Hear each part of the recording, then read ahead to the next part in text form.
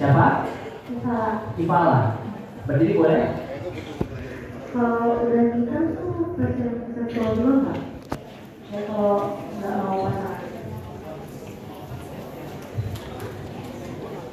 Oke, ada lagi Pak?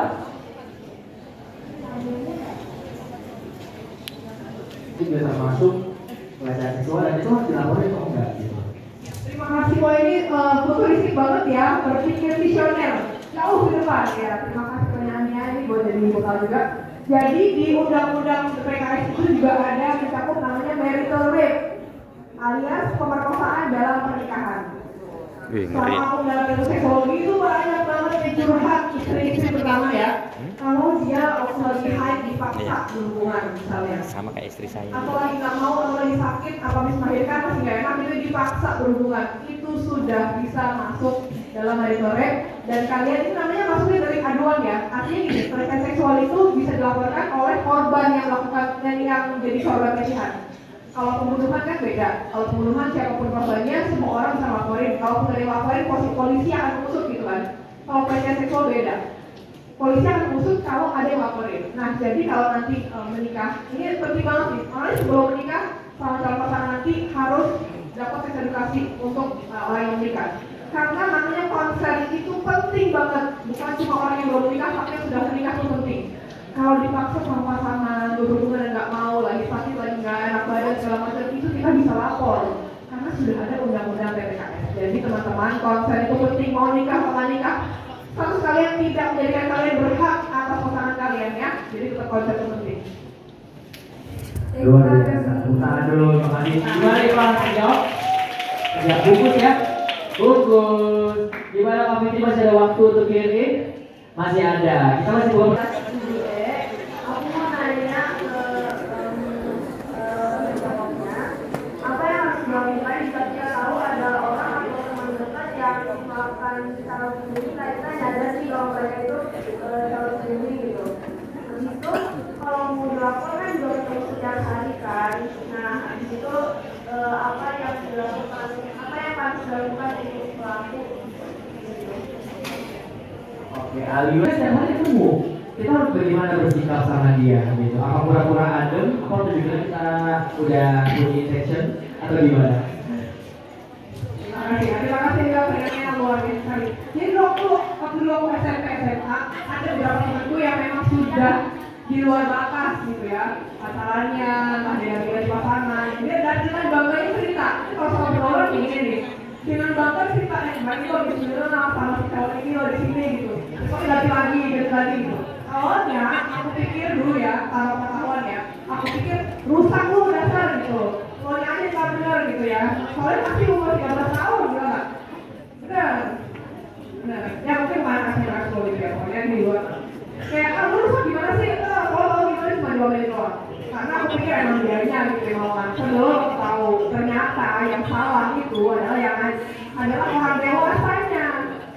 Jadi baik ada itu cewek atau cowok, dia yang bersalah. Yang bisa kita lakukan karena teman-teman sudah dapat edukasi ini. Karena edukasi dua belah pihak. Kalau misalnya nggak kenal, salah satu aja. Kalau kalian kenal sama orang dewasanya, misalnya ternyata om kalian, paman kalian, gitu ya, atau kakak kalian bahkan pacaran sama anak SMP, terus diajakin ke rumah waktu lagi sepi, rumah sepi nggak? Mau apa ada nggak? Gue mau ajak pacar gue nih. Nah kalian yang harus edukasi kakak kalian, gitu ya. Mas kok tau nggak sih, kayak gue ini sudah masuk pelecehan seksual, ada undang-undang ya kalau dia orang tuanya yang menggugat lo bisa penjara. Gitu. Begitu juga kalau kalian kenal sama si anak ini, kalian tahu nggak sih saya dulu itu bukan cinta, itu tuh palsu. Itu tuh kalau hasrat, apa dia ngajakin lo berhubungan misalnya ya, itu tuh cuma fake doang. Itu tuh bukan cinta. Kalau cinta harusnya menjaga loh, bukannya malah ngajak macam-macam ya nggak sih? Setuju nggak? Ya, kita macam apa yang mau merusak harus dijaga gitu ya. Ini kan satu udah pihak dan kalau kalian kenal sama orang tua yang berikan juga. Walaupun resikonya kehilangan teman, tapi demi dikawinkan masa depan ya. Gimana Aliyah? Sudah jawab? Bungkus? Bungkus. Kalau ini mau tambah cukup? Pertanyaan lain? Next question kali ya? Oke. Ada lagi mungkin banyak banget loh ini.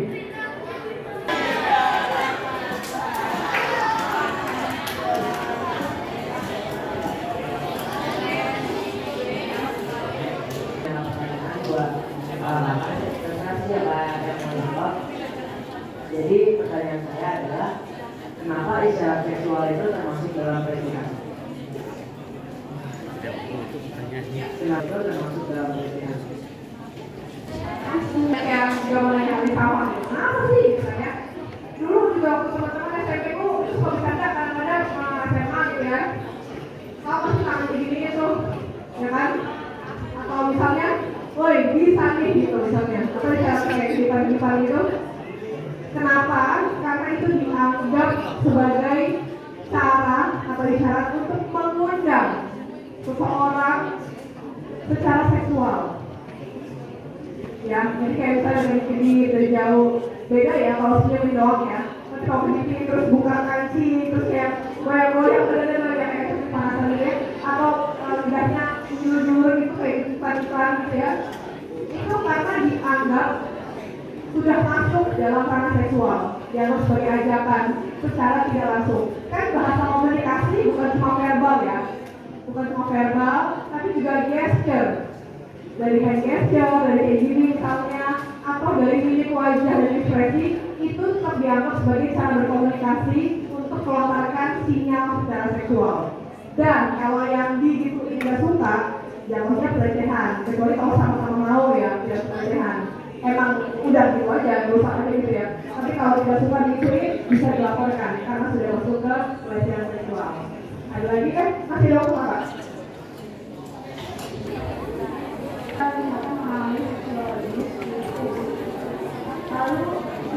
Apa nanyanya?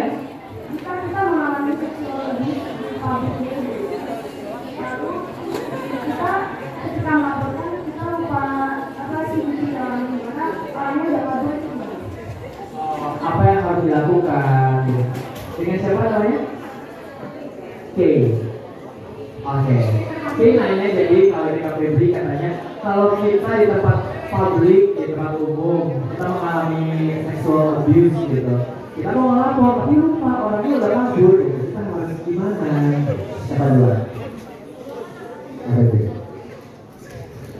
Terima kasih banyak. Jadi temanku dulu waktu kuliah pernah jadi salah satu korban pelecehan di kereta tadi. Terus mau lapor, tapi cuma itu ciri-ciri fisik yang menempel di badan. Jadi kayak misalnya pakai topi warna ini, pakai baju warna ini, pakai apa segala macam.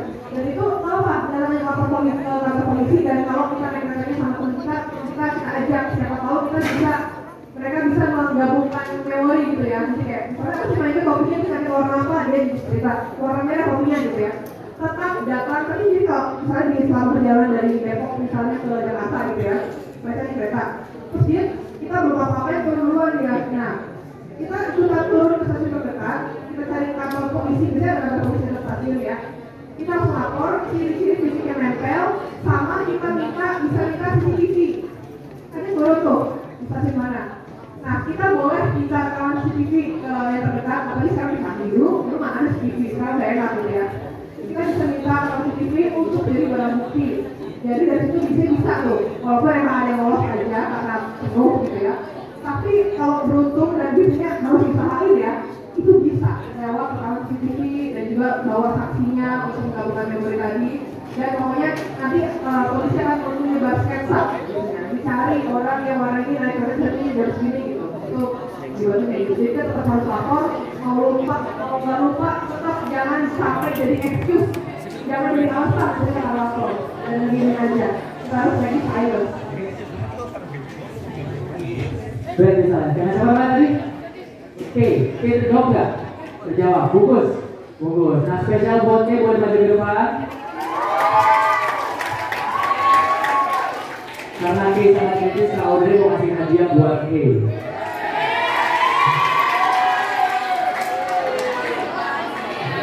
Cie, happy. Apakah itu hadiahnya? Drum roll, please. Apa? Yeay.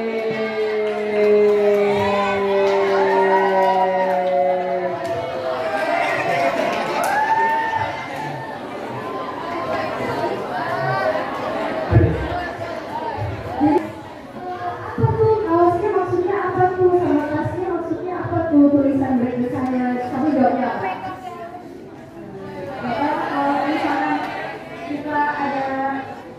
dibully atau misalkan dilakukan kekerasan gitu, kita harus berani berbicara. Betul, ketika kita dibully atau mengalami kekerasan, kita berani bicara. Jadi pakai kaosnya sama tasnya ya, jadi teman-teman banyak aku juga di silent. Oke, thank you.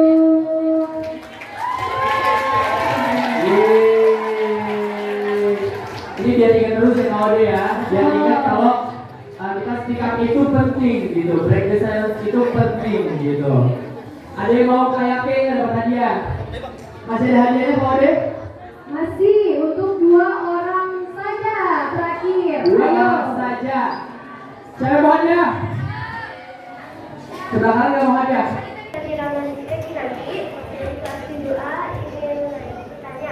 Menurut kakak, apa yang mendorong orang untuk melakukan kekerasan seksual?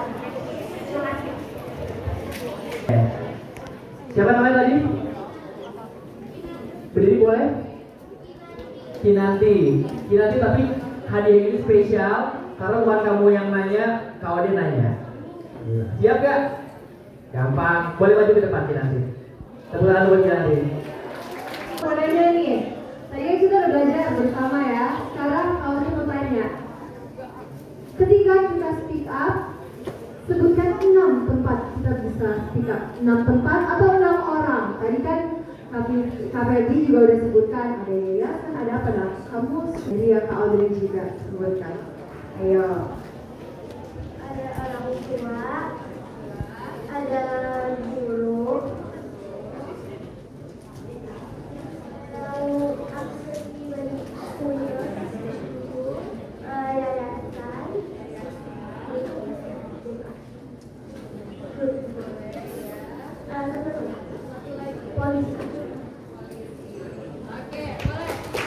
Luar biasa, tepuk tangan.